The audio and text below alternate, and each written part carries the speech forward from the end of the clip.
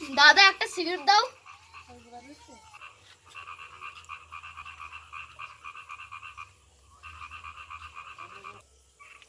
দাদা সিগারেট, দাদা সিগারেট দাও। কি ভাই তুই মায়ের শরীর খারাপ আর তোরা সিগারেট খাচ্ছিস? এটা প্রধান পঞ্চায়েতের ভাই হতে সিগারেট খাচ্ছিস ভাই? আমার মান সম্মান কোথায় যাবে তুই বল ভাই? এটা প্রধান পঞ্চায়েতের ভাই তুই এটা সিগারেট খাস? তোর ভাই বলতে ঘৃণা নয়, আমার মান সম্মান কোথায় যাবে?